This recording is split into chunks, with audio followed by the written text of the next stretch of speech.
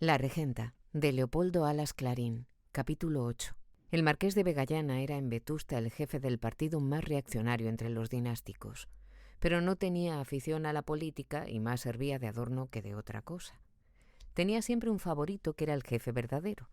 El favorito actual era, escándalo del juego natural de las instituciones y del turno pacífico, ni más ni menos, don Álvaro Mesía, el jefe del Partido Liberal Dinástico. El reaccionario creía resolver sus propios asuntos y en realidad obedecía a las inspiraciones de Mesía, pero este no abusaba de su poder secreto. Como un jugador de ajedrez que juega solo y lo mismo se interesa por los blancos que por los negros, don Álvaro cuidaba de los negocios conservadores lo mismo que de los liberales. Eran panes prestados. Si mandaban los del marqués, don Álvaro repartía estanquillos, comisiones y licencias de caza, y a menudo algo más suculento, como si fueran gobierno los suyos. Pero cuando venían los liberales, el marqués de Vegallana seguía siendo árbitro en las elecciones, gracias a Mesía, y daba estanquillos, empleos y hasta prebendas. Así era el turno pacífico en Vetusta, a pesar de las apariencias de encarnizada discordia. Los soldados de fila, como se llamaban ellos, se apaleaban allá en las aldeas, y los jefes entendían, eran uña y carne. Los más listos algo sospechaban, pero no se protestaba. Se procuraba sacar tajada doble, aprovechando el secreto. Vegallana tenía una gran pasión, la de tragarse leguas, o sea, dar paseos de muchos kilómetros. Le aburrían las intrigas de politiquilla.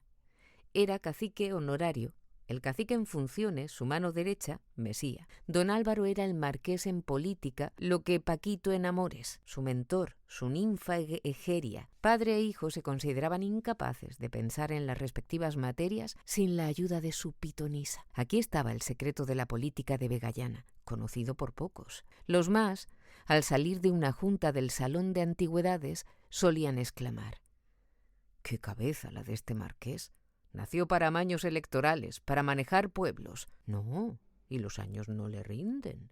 Siempre es el mismo». Y todo lo que alababan era obra del otro, de Mesía. Cuando éste quería castigar a alguno de los suyos, le ponía enfrente de un candidato reaccionario a quien había que dejar el triunfo. El marqués agradecía a don Álvaro su abnegación y le pagaba diciéndole, por ejemplo: «Oiga usted, mi correligionario fulano quiere tal cosa, pero a mí me carga ese hombre. Haga usted que triunfe el pretendiente liberal». Y entonces Mesía premiaba los servicios de algún servidor fidelísimo. ¿Quién le hubiera dicho a Ronzal que él debía el verse diputado de la comisión a una de estas sabias combinaciones? El marqués decía que la fatalidad le había llevado a militar en un partido reaccionario, el nacimiento, los compromisos de clase, pero su temperamento era de liberal. Tenía grandes amistades personales en las aldeas y repartía abrazos por el distrito en muchas leguas a la redonda. Durante las elecciones, cuando muchos, casi todos, le creían manejando la complicada máquina de las influencias, el único servicio positivo y directo que prestaba era el de agente electoral. Pedía un puñado de candidaturas a Mesía y las repartía por las parroquias electorales que visitaba en sus paseos de judío errante. Cuando emprendía una excursión por camino desconocido, contaba los pasos, aunque hubiese medidas oficiales, porque no se fiaba de los kilómetros del gobierno. Contaba los pasos y los millares los señalaba con piedras menudas que metía en los bolsillos de la americana. Llegaba a casa y descargaba sobre una mesa aquellos sacos para contar más satisfecho las piedras miliarias. Aquella noche en la tertulia se hablaba en primer término del paseo de Vegallana. «¿A dónde, bueno, marqués?», le preguntaba un amigo que le encontraba en el campo. «A Cardona por la Carballeda, 1101, 1102, 3, 4... y seguía marcando el paso apoyándose en un palo con nudos y ahumado, como el de los aldeanos de la tierra. Aquel garrote, la sencilla americana y el hongo flexible de anchas alas eran la garantía de su popularidad en las aldeas. Tenía todo el orgullo y todas las preocupaciones de sus compañeros en nobleza vetustense, pero afectaba una llaneza que era el encanto de las almas sencillas. Tenía otra manía, corolario de sus paseos, la manía de las pesas y medidas. Sabía en números decimales la capacidad de todos los teatros, congresos, iglesias, bolsas, circos y demás edificios notables de Europa. Covent Garden tiene tantos metros de ancho por tantos de largo y tantos de altura. Y hallaba el cubo en un decir Jesús. El Real tiene tantos metros cúbicos menos que la Gran Ópera.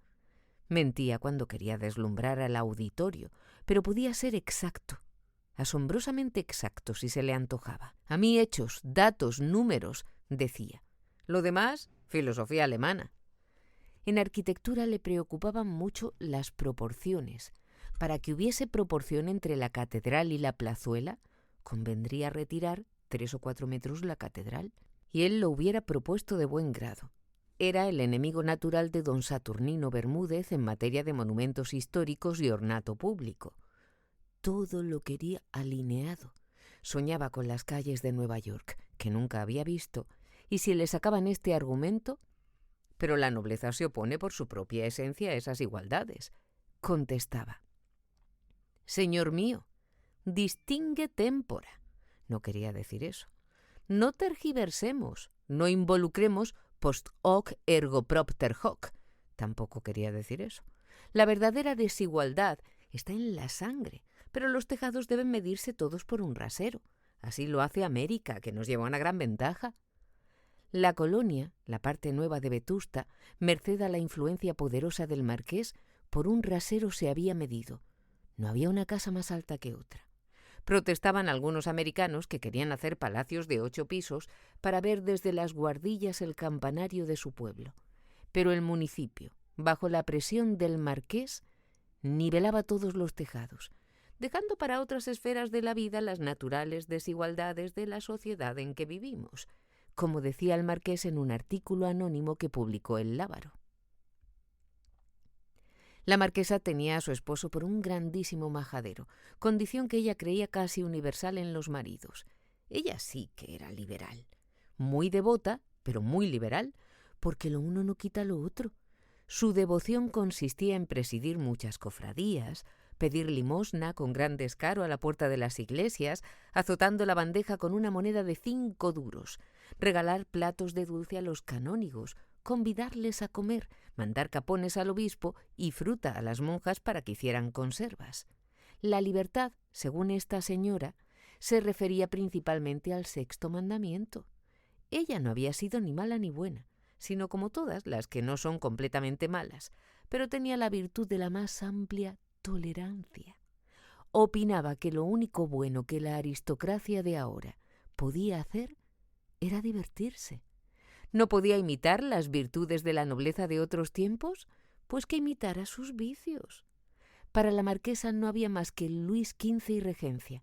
Los muebles de su salón amarillo y la chimenea de su gabinete estaban copiados de una sala de Versalles, según aseguraban el tapicero y el arquitecto. Pero el amor de la marquesa a lo mullido y almohadillado había ido introduciendo grandes modificaciones en el salón regencia. El capitán Bedoya, el gran anticuario, murmuraba del salón amarillo diciendo: «La marquesa se empeña en llamar aquello estilo de la regencia. ¿Por dónde? Como no sea de la regencia de Espartero». Los muebles eran lujosos, pero estaban maltratados y, lo que era peor, desde el punto de vista arqueológico, convertidos en flagrantes anacronismos. Les había hecho sufrir varios cambios, aunque siempre sobre la base del amarillo, cubriéndolos con damasco primero, con seda brochada después y últimamente con raso basteado capitoné, que ella decía, en almohadillas muy abultadas y menudas, que a don Saturnino se le antojaban impúdicas. El tapicero protestó en tiempo oportuno. En el salón sentaba mal lo capitoné, según su dogma, pero la marquesa se reía de estas imposiciones oficiales. En los demás muebles del salón, espejos, consolas, colgaduras, etc., se había pasado de lo que entendiera el mueblista por regencia a la mezcla más escandalosa, según el capricho y las comodidades de la marquesa. Si se le hablaba de mal gusto, contestaba que la moda moderna era lo confortable y la libertad. Los antiguos cuadros de la escuela de Ceceño, sin duda, pero al fin venerables como recuerdos de familia, los había mandado al 2º piso. Y en su lugar puso alegres acuarelas, mucho torero y mucha manola, y algún fraile pícaro. Y con escándalo de Bedoya y de Bermúdez, hasta había colgado en las paredes cromos un poco verdes y nada artísticos. El gabinete contiguo, donde pasaba el día la marquesa, la anarquía de los muebles era completa, pero todos eran cómodos, casi todos servían para acostarse. Sillas largas, mecedoras, marquesitas, confidentes, taburetes, todo era una conjuración a la pereza. En entrando allí daban tentaciones de echarse a la larga. El sofá de panza anchísima y turgente con sus botones ocultos entre el raso, como pistilos de rosas amarillas, era una muda anacreóntica, acompañada con los olores excitantes de las 100 esencias que la marquesa arrojaba a todos los vientos. La excelentísima señora doña Rufina de Robledo, marquesa de Vegallana, se levantaba a las 12, almorzaba y hasta la hora de comer leía novelas o hacía crochet, sentada o echada en algún mueble del gabinete. La gran chimenea tenía lumbre desde octubre hasta mayo. De noche iba al teatro doña Rufina siempre que había función, aunque nevase o cayeran rayos. Para eso tenía carruajes. Si no había teatro, y esto era muy frecuente en Vetusta, se quedaba en su gabinete donde recibía a los amigos y amigas que quisieran hablar de sus cosas, mientras ella leía periódicos satíricos con caricaturas, revistas y novelas. Solo intervenía en la conversación para hacer alguna advertencia del género de los epigramas del arcipreste, su buen amigo. En estas breves interrupciones, doña Rufina demostraba un gran conocimiento del mundo y un pesimismo de buen tono respecto de la virtud. Para ella no había más pecado mortal que la hipocresía, y llamaba a hipócritas a todos los que no dejaban traslucir aficiones eróticas que podían no tener. Pero esto no lo admitía ella. Cuando alguno salía garante de una virtud, la marquesa, sin separar los ojos de sus caricaturas, movía la cabeza de un lado a otro y murmuraba entre dientes postizos, como si rumiase negaciones. A veces pronunciaba claramente: A mí con esas, que soy tambor de marina. No era tambor, pero quería dar a entender que había sido más fiel a las costumbres de la regencia que a sus muebles. Sus citas históricas solían referirse a las queridas de Enrique VIII y a las de Luis XIV. En tanto, el salón amarillo estaba en una discreta oscuridad si había pocos tertulios. Cuando pasaban de media docena, se encendía una lámpara de cristal tallado colgada en medio del salón. Estaba a bastante altura. Solo podía llegar a la llave del gas Mesía, el mejor mozo. Los demás se quejaban. Era una injusticia. ¿Para qué poner tan alta la lámpara?, decían algunos un tanto ofendidos.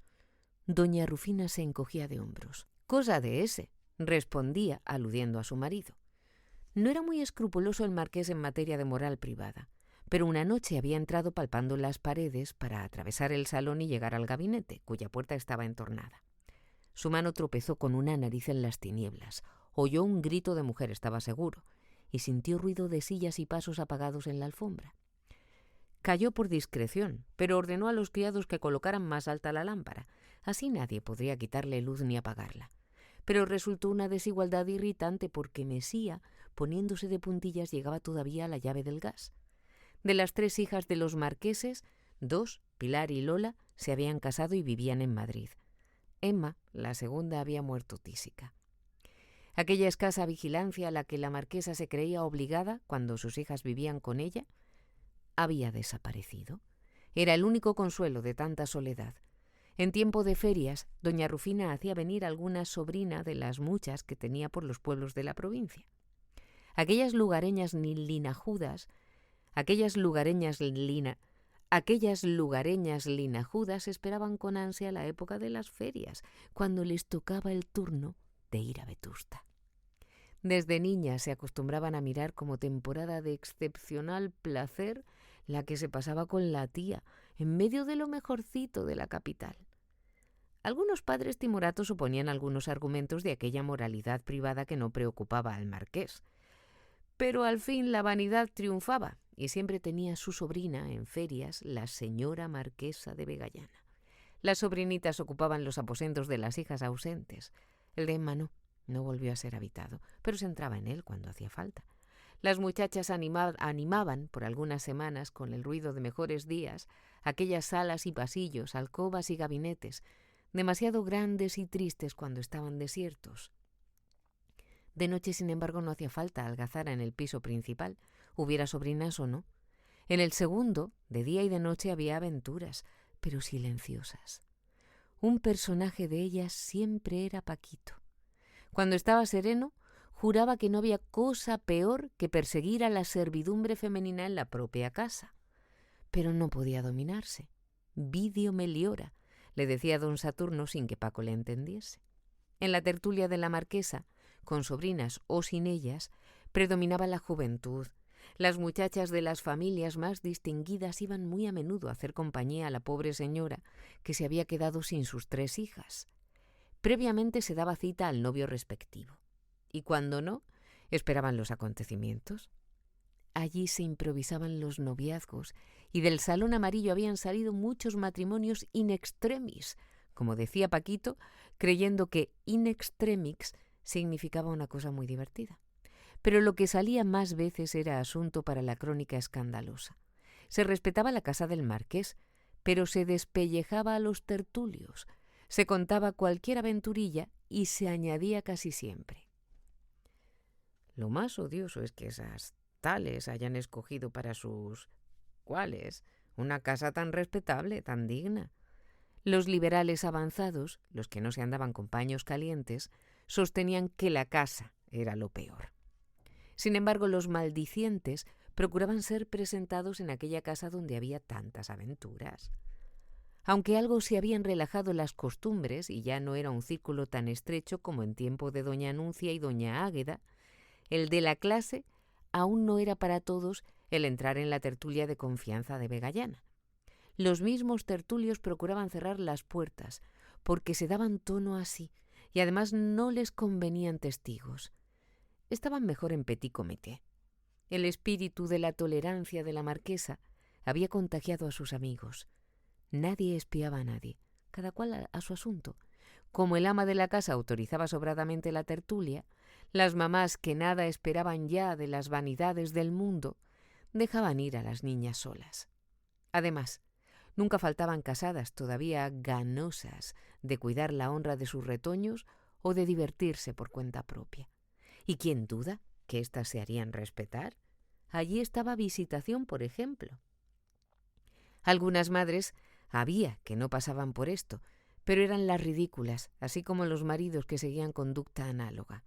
Algún canónigo solía dar mayores garantías de moralidad con su presencia, aunque es cierto que no era esto frecuente, ni el canónigo paraba allí mucho tiempo. El clero catedral prefería visitar a la marquesa de día. A los escrupulosos se les llamaba hipócritas y adelante. La marquesa sabía que en su casa se enamoraban los jóvenes un poco a lo vivo. A veces, mientras leía, notaba que alguien abría la puerta con gran cuidado, sin ruido por no distraerla. Levantaba los ojos. Faltaba fulanito. Bueno. Volvía a notar lo mismo. Volvía a mirar. Faltaba fulanita. Bueno. ¿Y qué? Seguía leyendo. Y pensaba: todos son personas decentes. Todos saben lo que se debe a mi casa y en cuestión de peccata minuta, allá los interesados. Y encogía los hombros. Este criterio ya lo aplicaba cuando vivía con ella sus hijas. Vivían con ella sus hijas. Entonces seguía pensando: buenas son mis nenas. Si alguno se propasa, las conozco, me avisarán con una bofetada sonora. Y lo demás, niñerías. Mientras no avisan, niñerías. En efecto, sus hijas se habían casado y nadie se las había devuelto quejándose de lesión enormísima. Si había habido algo, serían niñerías. Y la otra había muerto porque Dios había querido. Una tisis, la enfermedad de moda. Cuando se había tratado de sus hijas, al notar algún síntoma de peligro, siempre había puesto con franqueza y maestría el oportuno remedio, sin escándalo, pero sin rodeos. Pero con las amiguitas que ahora iban a acompañarla por las noches no tomaba ninguna precaución. Madres tienen, decía, o con su pan se lo coman. Y añadía siempre lo de: mientras no falten a lo que se debe a esta casa. Uno de los que más partido habían sacado de estas ideas de la marquesa y de su tertulia era Mesía. Pero a aquel hombre se le podía perdonar todo. ¡Qué tacto, qué prudencia, qué discreción! Entre monjas podría vivir este hombre sin que hubiera miedo de un escándalo. A Paco, a su adorado Paco, le había puesto 100 veces por modelo la habilidad y el sigilo de Mesía al sorprender al hijo de sus entrañas en brazos de alguna costurera, planchadora o doncella de la casa. Su Paco era torpe, no sabía. «Es indecente que yo te sorprenda en tus desmanes, muchacho. No llegas al plato y te quieres comer las tajadas. Aprende primero a ser cauto y después, tu alma, tu palma». Y añadía creyendo haber sido demasiado indulgente. «Además, esas aventuras no deben tenerse en casa. Pregunta a Mesía».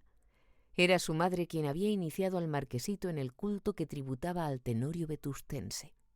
La marquesa, viendo incorregible a su hijo, tomó el partido de subir siempre al segundo piso tosiendo y hablando a gritos.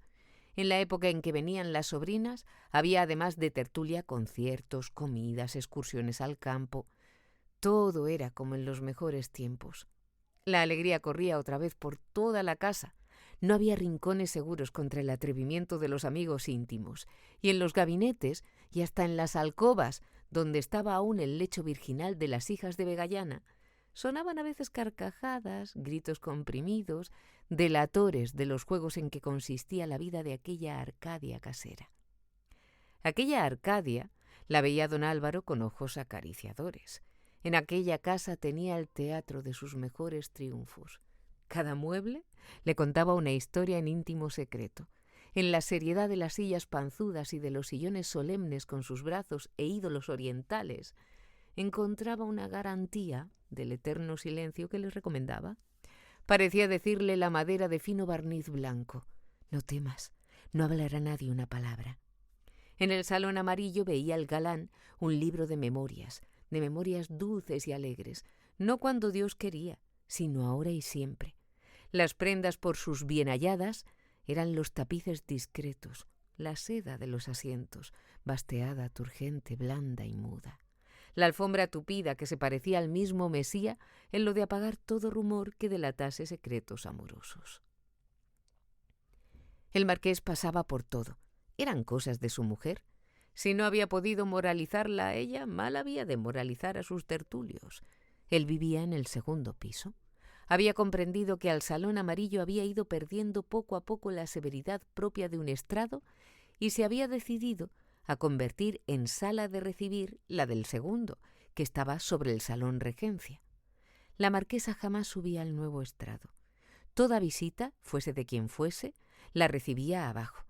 Las del marqués, cuando eran de cumplido, se morían de frío en el salón de antigüedades. El salón de antigüedades y el despacho del marqués constituían, como él decía, la parte seria de la casa. En el despacho todo era de roble mate, nada, absolutamente nada de oro, madera y solo madera. Vegallana tenía en mucho la severidad de su despacho. Nada más serio que el roble para casos tales. La sobriedad del mueblaje rayaba en pobreza. «Mi celda», decía el marqués con afectación. Daba frío entrar allí, y Vegallana entraba pocas veces. De las paredes del salón de antigüedades pendían tapices más o menos auténticos, pero de notoria antigüedad. Era lo único que al capitán Bedoya le parecía digno de respeto en aquel museo de trampas, según su expresión. El marqués tenía la vanidad de ser anticuario por su dinero, pero le costaba mucha plata, lo que resultaba al cabo obra de los truquets, palabra del capitán. El implacable Bedoya, asiduo tertulio de la marquesa, compadecía a Vegallana y hasta le despreciaba, pero por no disgustarle no había querido darle pruebas inequívocas de una triste verdad, a saber, que sus muebles Enrique II del salón de antigüedades eran menos viejos que el mismo marqués. Este los tenía por auténticos, por coetáneos del hijo del rey caballero. Los había comprado él mismo en París. Pues Bedoya, al que le aducía este argumento en casa de Vegallana, le llamaba aparte y sin que nadie los viera, subía con él al segundo piso. Se encerraba en el salón de antigüedades y con el mismo sigilo de ladrón con que sacaba libros del casino, se dirigía a una silla a Enrique II, le daba media vuelta, buscaba cierta parte escondida en un pie del mueble.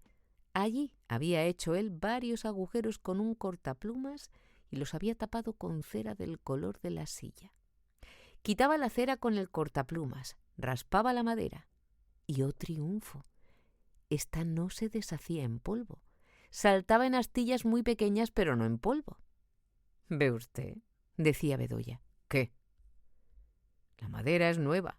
Si fuese del tiempo que el marqués supone, se desharía en polvo. La madera vieja siempre deja caer el polvo de los roedores. Eso lo conocemos nosotros, no los aficionados, que no tienen más que dinero y credulidad. Esto es trucage, puro trucage». Ponía la cera en los agujeros, dejaba la silla en su sitio y descendía triunfante, diciendo por la escalera: «Con que ya ve usted. Solo que al pobre marqués, por supuesto, no hay que decirle una palabra». Mucho sintió Paco Vegallana en el primer momento encontrar en su casa a Obdulia aquella tarde. No estaba él para bromas. Las confidencias de don Álvaro le habían enternecido y su espíritu volaba en una atmósfera ideal. Aquel airecillo romántico le hacía en las entrañas sabrosas cosquillas, más punzantes por la falta de uso. Pocas veces se hallaba él en semejante disposición de ánimo. Obdulia y Visitación, desde la ventana de la cocina que daba al patio, les llamaban a grandes voces riendo como locas. «¡Aquí! ¡Aquí! ¡A trabajar todo el mundo!», gritaba Visita chupándose los dedos llenos de almíbar. «¿Pero qué es esto, señoras? ¿No estaban ustedes en casa de Visita preparando la merienda?».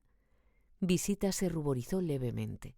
Se celebró a carcajadas el chasco que se llevaría el pobre Joaquinito Orgaz, que había ido a casa de Obdulia. Obdulia lo explicó todo. En casa de Visita faltaban los moldes de cierto flan invención de la difunta doña Águeda Ozores. Además, el horno de la cocina no tenía tanto hueco como el de la cocina de la marquesa. En fin, no le adornaban otras condiciones técnicas que no entendían ellos. Vamos, que ni los emparedados, ni los flanes, ni los almíbares se habrían podido hacer en la cocina de Visita. Y sin decir agua va, habían trasladado su campamento a casa de Vegallana. La idea les había parecido muy graciosa a Obdulia y a Visita. Habían sorprendido a la marquesa, que dormía la siesta en su gabinete. Salvo el haberla despertado, todo le había parecido bien, y sin moverse había dado sus órdenes. A Pedro, el cocinero, a Colás, el pinche, y a las chicas, que ayuden a estas señoras y que vayan por todo lo que necesiten. Y doña Rufina, volviéndose a las damas, había dicho sonriente: «¡Ea! Ahora fuera gente loca a la cocina y dejadme en paz». Y se había enfrascado en la lectura de Los Mohicanos de Dumas. Visita hacía muy a menudo semejantes irrupciones en casa de cualquier amiga. Ella entendía así la amistad, pero si su cocina era infernal, la chimenea devolvía el humo, no se podía entrar allí sin asfixiarse, ni en el comedor que estaba cerca. Pocos vetustenses podían jactarse de haber visto ni el comedor ni la cocina de Visita. Y eso que tenía tertulia y se presentaban charadas y se corría por los pasillos. Pero ella cerraba ciertas puertas para que no pasase el humo y decía señalando a los estrechos y oscuros pasadizos: «Por ahí, corran ustedes lo que quieran, loquillas, pero nadie me abra esta puerta».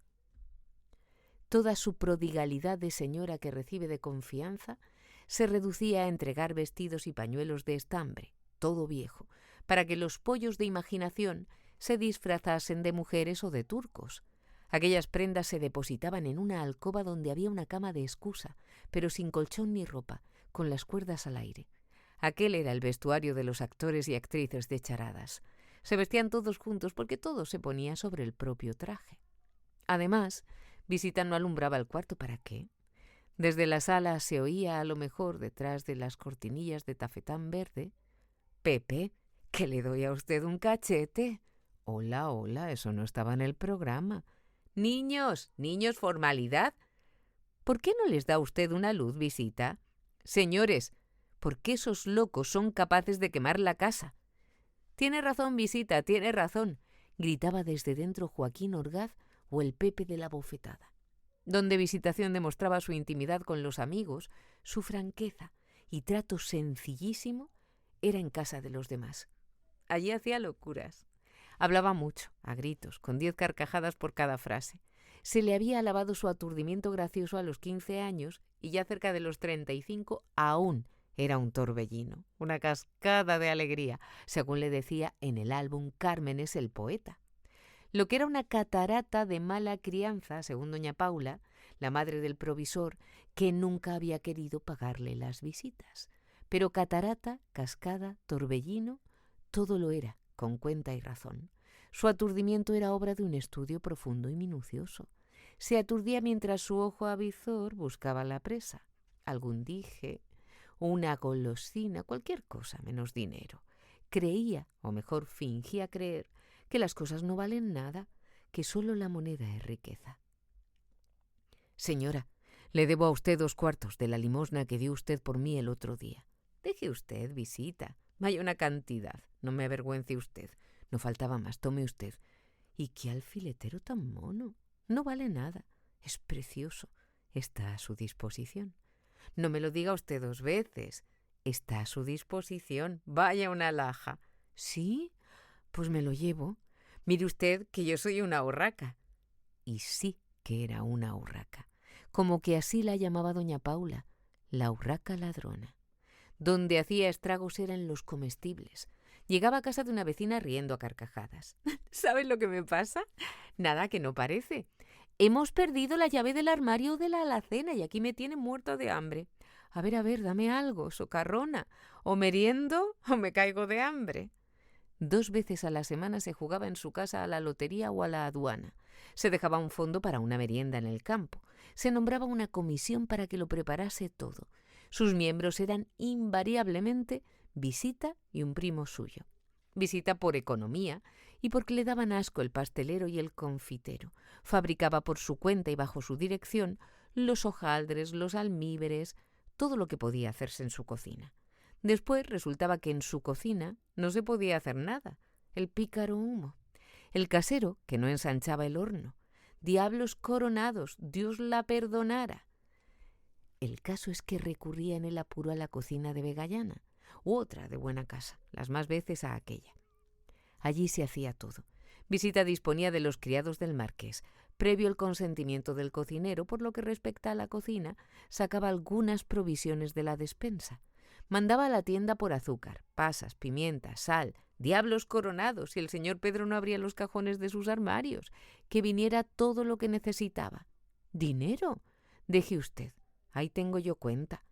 Después todo aquello aparecía en la cuenta del marqués. Equivocaciones. Como habían ido sus criados a comprar, se comían la merienda. En la primera noche de tertulia se hacían los comentarios. Visita, ¿qué tal? ¿Nos hemos empeñado? Poca cosa, un piquillo. Pues a ver, que se pague. Nada más justo. A escote, dejen ustedes. ¿Se quieren ustedes callar? No se hable de eso, no merece la pena. Visita tenía principio para algunas semanas y postres para meses. Su esposo era un humilde empleado del banco, pero de muy buena familia, pariente de títulos. Si Visita no se ingeniara, ¿cómo se mantendría aquel decente pasar que era indispensable para continuar siendo pariente de la nobleza? Cuando Visitación era soltera, se dijo, ¿de quién no se dice?, si había saltado o no había saltado por un balcón, no por causa de incendio, sino por causa de un novio que algunos presumían que había sido Mesía. Todas eran conjeturas, cierto nada. Como ella era algo ligera, como no guardaba las apariencias, ya nadie se acordaba de aquello. Seguía siendo aturdida, tenía fama de golosa y de gorrona, según la expresión que se usaba en Vetusta como en todas partes, pero nada más. Era insoportable con su alegría intempestiva, más en materia grave, en lo que no admite parvedad de materia. Más en materia grave, en lo que no admite parvedad de materia, nadie la acusaba, a lo menos públicamente. Por supuesto que no se cuenta tal o cual descuidillo. Era alta, delgada, rubia, graciosa, pero no tanto como pensaba ella. Sus ojos pequeñuelos, que cerraba entornándolos hasta hacerlos invisibles, tenían cierta malicia, pero no el encanto voluptuoso por lo picante que ella suponía. Al tocarla la mano cuando no tenía guante, notaba el tacto, el pringue de alguna golosina que Visita acababa de comer. Don Álvaro, en el seno de la confianza, hablaba con desprecio de Visitación y hacía gestos mal disimulados de asco. Aseguraba que tenía un pie bonito y una pantorrilla mucho mejor de lo que podría esperarse, pero calzaba mal. y en aguas y medias dejaba mucho que desear. Ya se le entendía. Y solía limpiar los labios con el pañuelo después de decir esto. Paco Vegallana juraba que usaba a aquella señora ligas de balduque y que él le había conocido una de Bramante. Todo esto, por supuesto, se decían nada más entre hombres y habían de ser discretos.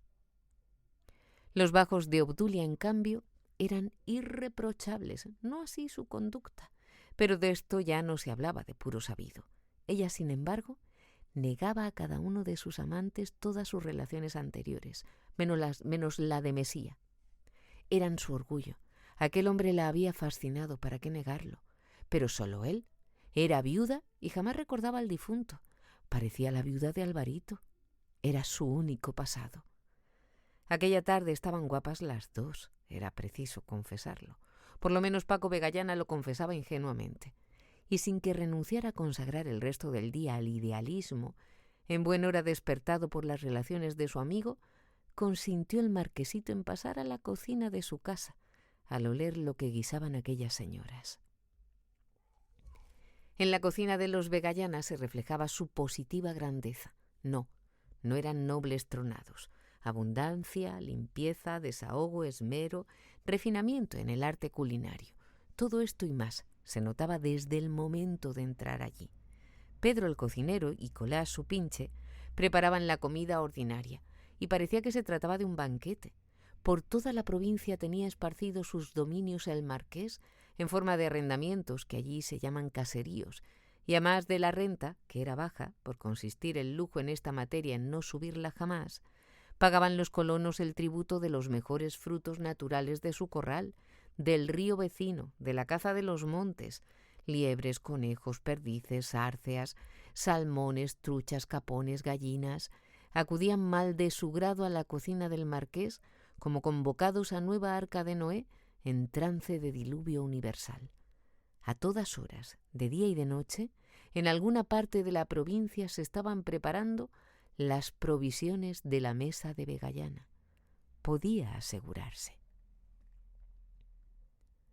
A medianoche, cuando los hornos estaban apagados y dormía Pedro y dormía el amo, y nadie pensaba en comer, allá a 2 leguas de Vetusta, en el río Celonio, velaba un pobre aldeano tripulando miserable barca medio podrida y que hacía mucha agua. Debajo de peñón sombrío que como torre inclinada amenaza caer sobre la corriente y hace más oscura la oscuridad del río en el remanso, acechaba el paso del salmón, empuñando un haz de paja encendida cuya llama se refleja en las ondas como estela de fuego. Aquel salmón que pescaba el colono del magnate a la luz de una hoguera portátil era el mismo que ahora estaba sangrando, todo lonjas, esperando el momento de entregarse a la parrilla sobre una mesa de pino blanca y pulcra. También de noche, cerca del alba, emprendía su viaje al monte el casero que se preciaba de regalar a su señor las primeras árceas, las mejores perdices. Y allí estaban las perdices, sobre la mesa de pino, ofreciendo el contraste de sus plumas pardas con el rojo y plata del salmón despedazado. Allí cerca, en la despensa, gallinas, pichones, anguilas monstruosas, jamones monumentales, morcillas blancas y morenas, chorizos purpurinos en aparente desorden, yacían amontonados o pendían de retorcidos ganchos de hierro según su género. Aquella despensa devoraba lo más exquisito de la fauna y la flora comestibles de la provincia. Los colores vivos de la fruta mejor sazonada y de mayor tamaño animaban el cuadro, algo melancólico si hubiesen estado solos aquellos tonos apagados de la naturaleza muerta, ya embutida, ya salada. Peras amarillentas, otras de asar, casi rojas, manzanas de oro y grana, montones de nueces, avellanas y castañas, daban alegría, variedad y armoniosa distribución de luz y sombra al conjunto, suculento sin más que verlo, mientras al olfato llegaban mezclados los olores punzantes de la química culinaria y los aromas suaves y discretos de naranjas, limones, manzanas y heno, que era el blando lecho de la fruta. Y todo aquello había sido movimiento, luz, vida, ruido, cantando en el bosque, volando por el cielo azul, serpeando por las frescas linfas, luciendo al sol destellos de todo el iris, al pender de las ramas en vega, prados, ríos, montes. Indudablemente Vegallana sabía ser un gran señor. Pensaba suspirando Visita, que soñaba muerta de envidia con aquella despensa, exposición permanente de lo más apetecible que cría la provincia. El marqués sonreía cuando le hablaban de ampliar el sufragio. ¿Y qué? ¿No son casi todos colonos míos? ¿No me regalan sus mejores frutos? Los que me dan los bocados más apetitosos me negarán el voto insustancial, flatus vocis. El ajuar de la cocina abundante, rico, ostentoso, despedía rayos desde todas las paredes, sobre el hogar, sobre mesas y arcones. Era digno de la despensa, y Pedro, altivo, displicente, ordenaba todo aquello con voz imperiosa, mandaba allí como un tirano. Comía lo mejor, mantenía las tradiciones de la disciplina culinaria, vigilaba el servicio del comedor desde lejos, pues no era un cocinero vulgar, égida solo de pucheros y peroles, sino un capitán general metido en el fuego y atento a la mesa. No era viejo, tenía 40 años muy bien cuidados, amaba mucho y se creía un lechuguino en la esfera propia de su cargo cuando dejaba el mandil y se vestía de señorito. Colas era un pinche de vocación decidida, colorado y vivo, de ojos maliciosos y manos listas. Los dos personajes, a más de la robusta montañesa que tenía a su servicio Visita, ayudaban a las damas en su tarea.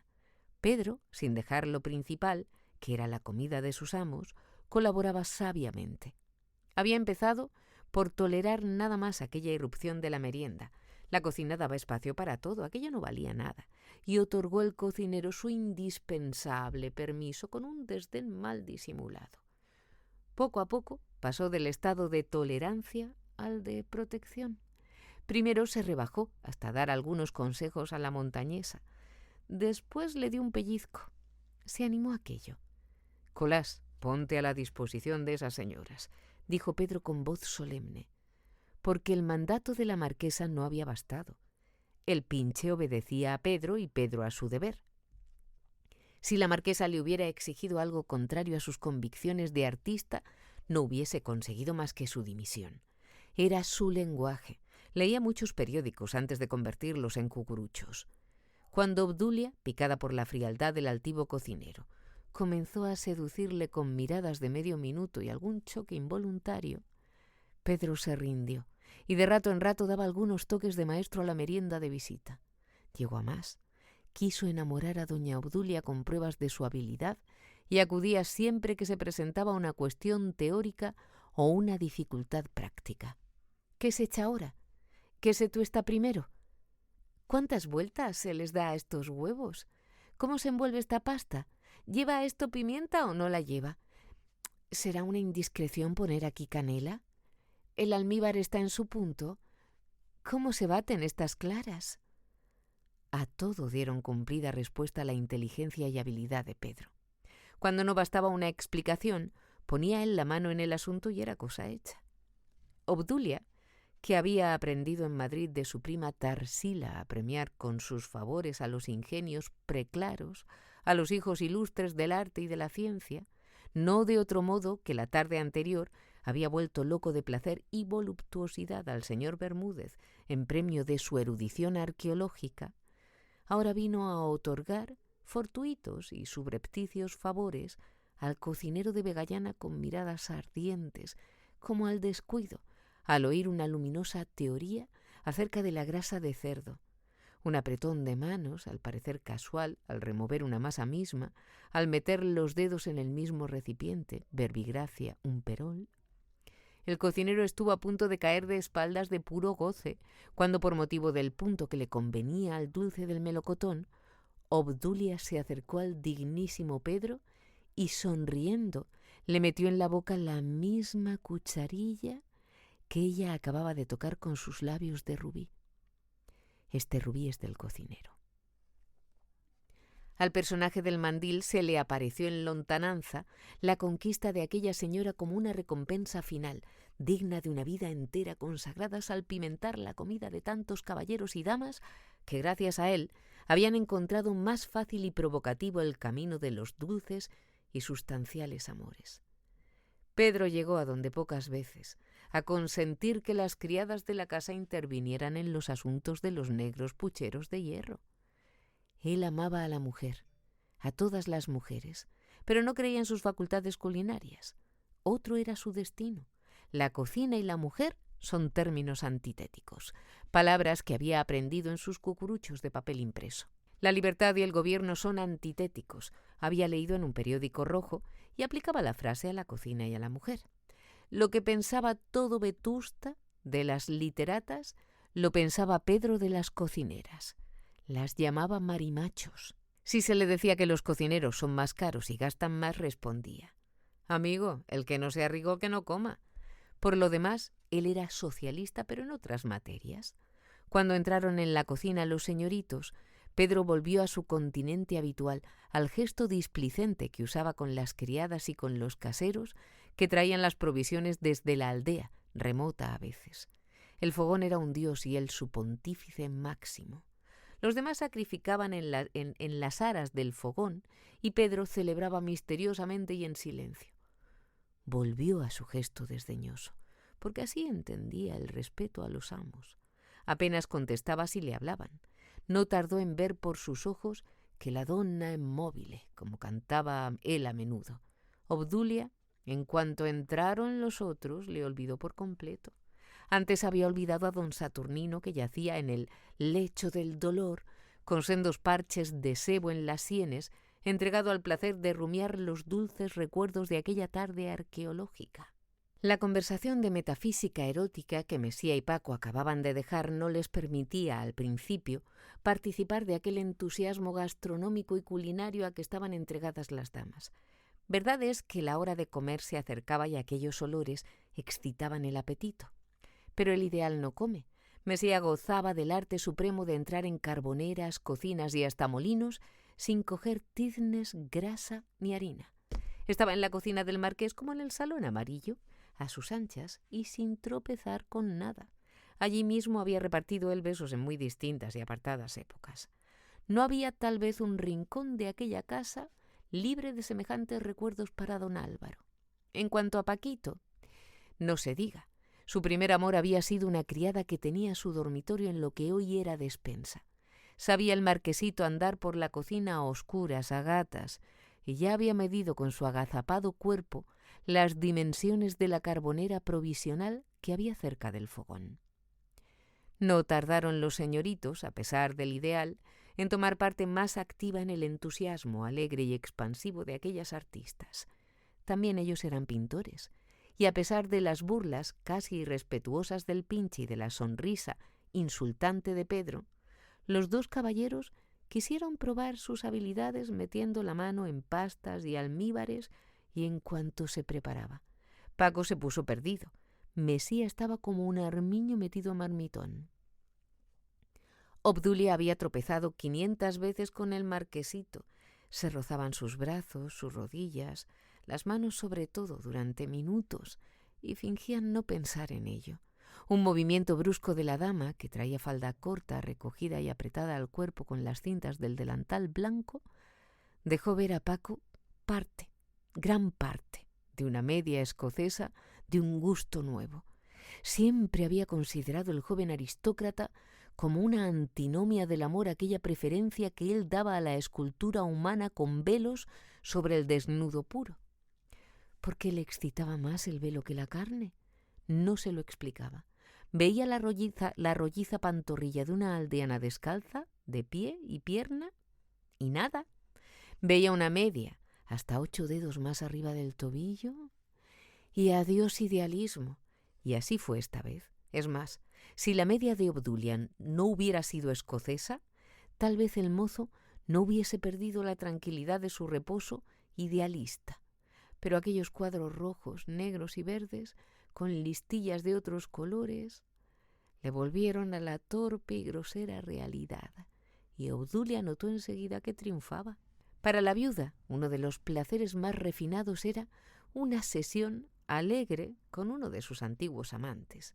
Aquello de no principiar por los preliminares le parecía delicioso. Después, los recuerdos tenían un encanto. Saborear como cosa presente un recuerdo. ¡Qué mayor delicia! Que diga dicha, qué mayor dicha. Paco había sido su amante. Ella hubiera preferido a Mesía, que estaba en las mismas condiciones y era mucho más antiguo. Pero Álvaro estaba hecho un salvaje. La trataba como don Saturnino antes de atreverse, con la finura del mundo, y la miraba con la indiferencia fría y honrada con que la miraba el señor obispo. Estaba segura de que ni al obispo ni a Mesía les sugería su presencia jamás un deseo carnal. Era intratable aquel don Álvaro. También lo era el obispo. Y sin embargo, bien lo sabía Dios, ella le había sido fiel, a Mesía, por supuesto. Todavía le amaba o cosa parecida. Le hubiera preferido siempre a todos. Pero él no quería ya. Aquello se había acabado. Se habían cansado de jugar a los cocineros. Visita era la que todavía encontraba placer en registrar cacerolas y revolver vasares, armarios y alacenas. Siempre hablaba con alguna golosina en la boca. Pedro notó que guardaba en una faltriquera terrones de azúcar y papeles de azafrán puro, que se consumía en la cocina del marqués con gran envidia de la urraca ladrona. También almacenó entre las faldas un paquete de té superior. Cada uno de estos hurtos los amenizaba con carcajadas, explicaciones humorísticas que ya no hacían reír. Todos sabían que aquel era el vicio de doña Visita. Las señoras dejaron a los criados el cuido de la merienda y se fueron a lavar las manos y a arreglar traje y peinado. Ya sabían dónde estaba el tocador para tales casos. Era la habitación donde había muerto la hija segunda de los marqueses. Ya nadie pensaba en esto. Allí estaba el lecho, pero no quedaba de la pobre niña ni una prenda ni un recuerdo.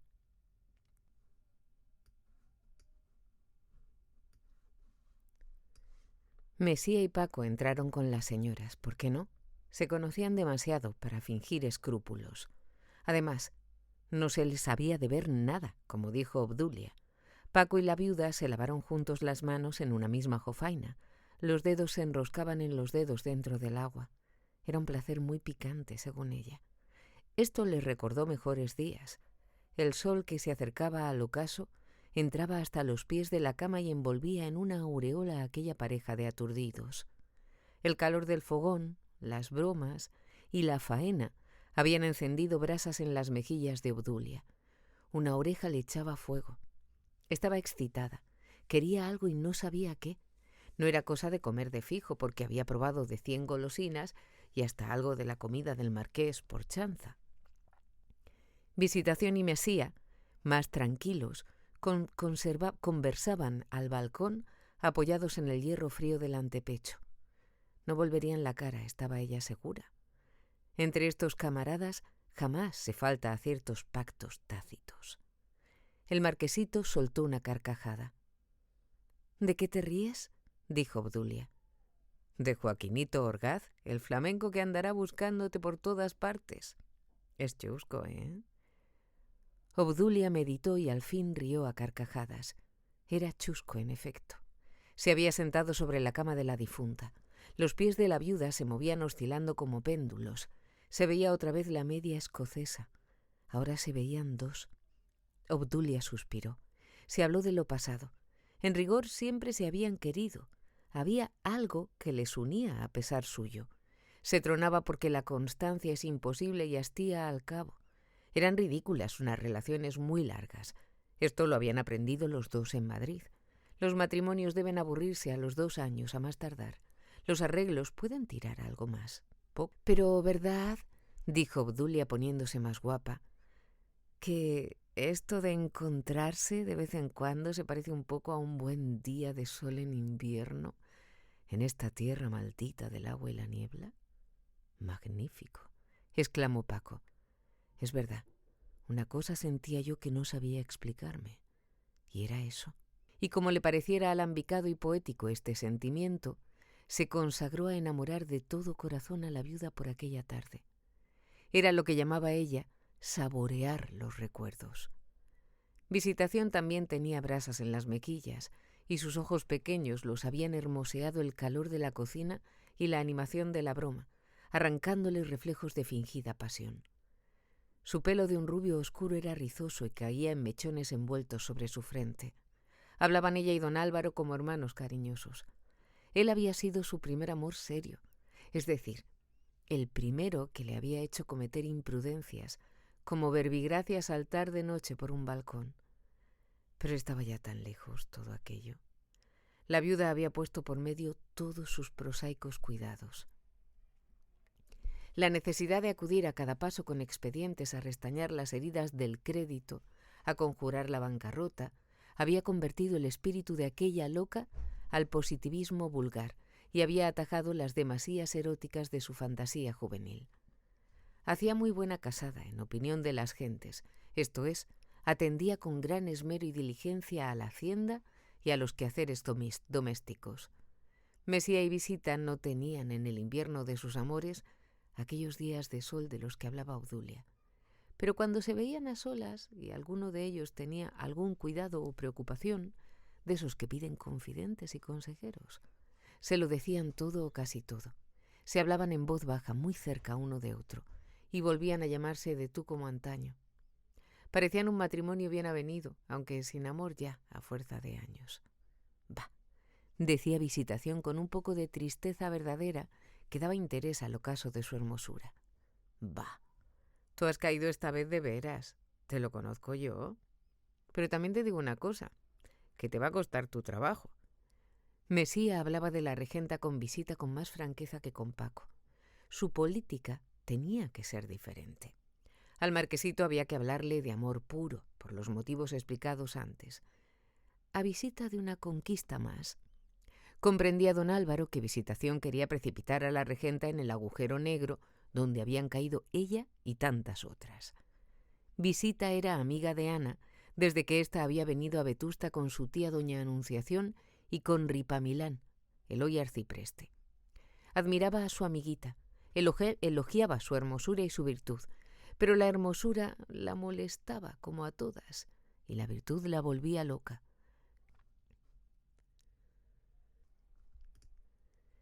Quería ver aquel armiño en el lodo, la aburría tanta alabanza, toda Vetusta diciendo la regenta es inexpugnable. Al cabo llegaba a cansar aquella canción eterna. Hasta el modo de llamarla era tonto. La regenta. ¿Por qué? ¿No había otra? Ella lo había sido en Vetusta poco tiempo. Su marido había dejado la carrera muy pronto. ¿A qué venía aquello de regenta por aquí, regenta por allí? Poco tiempo tenía la mujer del empleado del banco para consagrarle a estas malas pasiones de pura fantasía y mala intención. Necesitaba la atención para la prosa de la vida, que era bien difícil. Pero algún desahogo había de tener. Pues bien, procurar que Ana fuese al fin y al cabo como todas. Pues bien, procurar que Ana fuese al fin y al cabo como todas. No se separaba de ella en cuanto podía. A la iglesia, al paseo, al teatro. Iban juntas casi siempre, aunque Ana iba pocas veces. La del banco, desde que había descubierto algún interés por don Álvaro en su amiga y en Mesía, deseos de vencer aquella virtud, no pensaba más que en precipitar lo que en su concepto era necesario. No creía a nadie capaz de resistir a su antiguo novio. En cuanto estaban solos, hablaban de aquel asunto. Álvaro negaba que hubiese por su parte amor. Era un capricho fuerte arraigado en él por las dificultades. Visita fingía preferir que fuese una pasión verdadera. Disimulaba el placer íntimo que encontraba en las afirmaciones del otro.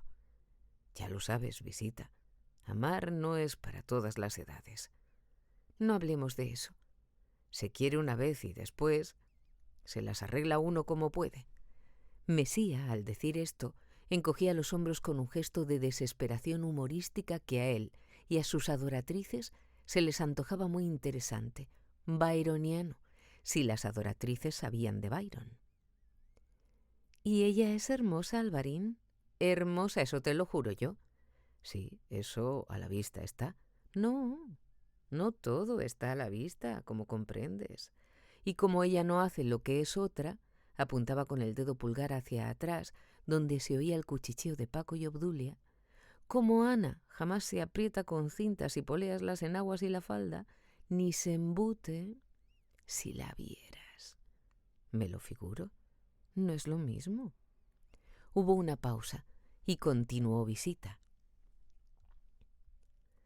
¿Ves esa cara dulce, apacible, que solo tiene algo de pasión en los ojos, y esa como a la sombra debajo de las pestañas contenida? ¿Verdad que tiene razón Frígilis? ¿Qué dice ese sonámbulo? Que la regenta se parece mucho a la Virgen de la Silla.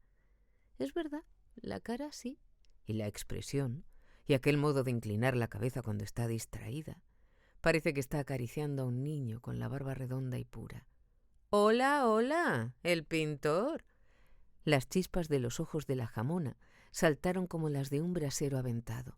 Dice que no está enamorado y la compara con la Virgen. Creo que la pobre siente mucho no tener un hijo. Visita encogió los hombros y después de pasar algo amargo que tenía en la garganta, dijo con voz ronca y rápida: «Que lo tenga». Mesía disimuló la repugnancia que le produjo aquella frase.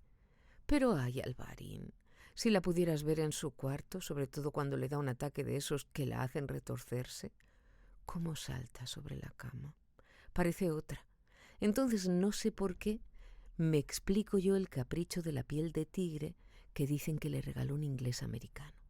¿Te acuerdas de aquel baile fantástico que bailaban los bufos que vinieron el año pasado? Sí, ¿qué? ¿Te acuerdas de aquella danza de las bacantes? Pues eso parece, solo que mucho mejor. Una bacante como serían las de verdad si las hubo allá, en esos países que dicen. Eso parece cuando se retuerce. ¿Cómo se ríe cuando está en el ataque? Tiene los ojos llenos de lágrimas y en la boca unos pliegues tentadores, y dentro de la remonísima garganta suenan unos ruidos, unos ayes, unas quejas subterráneas. Parece que allá dentro se lamenta el amor siempre callado y en prisiones, qué sé yo. Suspira de un modo, da unos abrazos a las almohadas y se encoge con una pereza. Cualquiera diría que en los ataques tiene pesadillas y que rabia de celos o se muere de amor. Ese estúpido de don Víctor con sus pájaros y sus comedias y su Frígilis, el de los gallos en injerto, no es un hombre. Todo esto es una injusticia. El mundo no debía ser así. Y no es así. Sois los hombres los que habéis inventado toda esa farsa. Calló un poco, perdido el hilo del discurso, y añadió: yo me entiendo. Después de calmarse volvió al asunto. Si la vieras. Es que no es así como se quiera. Verás, tiene los brazos. Y describía minuciosamente, con los pormenores que ella podía explicar a un hombre que había sido su amante y era su camarada, todas las turgencias de Ana, su perfección plástica, los encantos velados, como decía Cármenes en el Lábaro.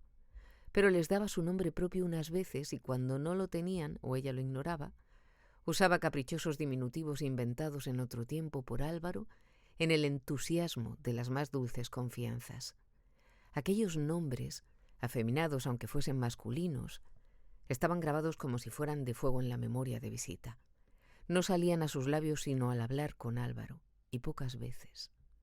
Le sabían a gloria a la del banco, pero después le quedaba un dejo amargo. Todo aquello ya como si no. El marido, los hijos, la plaza, los criados, el casero. Diablos coronados. Visita iba señalando en su cuerpo, sin coquetería, sin pensar en lo que hacía, las partes correspondientes de la regenta, que describía con entusiasmo, y dijo al terminar su descripción apuntando hacia atrás: se precia a esa otra, de buenas formas, buena comparación tiene. La cita era sabia y oportuna. Visitación suponía a don Álvaro enterado de lo que era aquella otra, y no había comparación. Quien ahora tragaba saliva era el presidente del casino, colorado como una amapola. Ya tenía él en sus ojos, casi siempre apagados, las chispas que saltaban de los de Visita. ¿Pero te ha de costar mucho trabajo?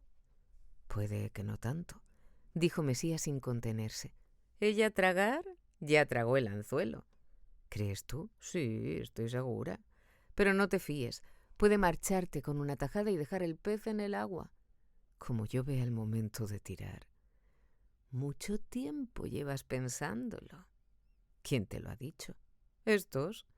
Y puso los dedos sobre los ojos. ¿Y lo de ella cómo lo sabes? Curiosón, el que no está enamorado. ¿Enamorado? Ni por pienso. Pero es natural que quiera saber cómo está ella, para echar mis cuentas. Ella no está como un guante. pero por dentro andará la procesión. Menudean los ataques de nervios. Ya sabes que cuando se casó cesaron, que después volvieron, pero nunca con la frecuencia de ahora. Su humor es desigual, exagera la severidad con que juzga a las demás, la aburre toda, todo. Pasa unas encerronas, ta. Eso no es decir nada. Es mucho, nada en mi favor. ¿Tú qué sabes? Mira, si le hablan de ti palidece o se pone como un tomate. Enmudece y después cambia de conversación en cuanto puede hablar. En el teatro, en el momento en que tú vuelves la cara, te clava los ojos y cuando el público está más atento a la escena y ella cree que nadie la observa, te clava los gemelos. Pero la observo yo. Por curiosidad, claro, porque a mí en último caso, ¿qué? Su alma, su palma. ¿No eres su amiga íntima? Su amiga sí. ¿Íntima? Ella no tiene más intimidades que las de dentro de su cabeza. Tiene ese defectillo. Es muy cavilosa y todo se lo guarda. Por ella no sabré nunca nada. Un momento de silencio. A no ser que ahora se lo cuente todo al magistral, ya sabrás que le ha tomado de confesor. Sí, eso dicen. Creo que es cosa del arcipreste, que se cansa de asistir al confesionario. No, es cosa de ella. Tiene otra vez sus proyectos de misticismo. Visita llamaba misticismo a toda devoción que no fuera como la suya, que no era devoción. Ana, cuando chica allá en Loreto, tuvo ya, según yo averigué, arranques, así como de loca, y vio visiones, en fin, desarreglos. Ahora vuelve, pero es por otra causa, y señaló al corazón. Está enamorada, Alvarico, no te quepa duda. Don Álvaro sintió un profundo y tiernísimo agradecimiento. Le daban una fe en sí mismo aquellas palabras. No quería saber más, o mejor, comprendió que nada positivo podía añadir Visita. Vio en el rostro de aquella mujer una amargura que revelaban ciertos músculos, mientras otros luchaban por borrar aquel gesto. Su voz temblaba un poco, daba lástima. A lo menos la sintió Mesía. Deja eso, dijo acercándose a su amiga. No hablemos de otros, hablemos de nosotros. Estás guapísima. ¿Ahora con esas? Parecía que hablaba con lengua metálica. Tontina, si tú no fueras tan desconfiada. ¿Qué novedades son estas? Preguntaron los labios y la lengua de placas de acero. ¿Novedades? ¿Las llamas novedades, ingrata? Don Álvaro acercó su rostro al de la dama golosa. Nadie pasaba por la calle. Era de las más desiertas. Crecía hierba entre las piedras. Aquel silencio era el que llamaba solemne y aristocrático don Saturnino. Los que estaban detrás, Obdulia y Paco, no veían. Don Álvaro estaba seguro. Se aproximó más a Visita. Sonó una bofetada y después la carcajada estrepitosa de la del banco, que dio un paso atrás huyendo de don Álvaro. «Loca idiota», gimió Mesía limpiando su mejilla que sintió húmeda y pegajosa. «¡Vuelve por otra! A mí, que soy tambor de marina, como dice la marquesa». La dama, completamente tranquila, sonriente, se metió un terrón de azúcar en la boca. Era su sistema.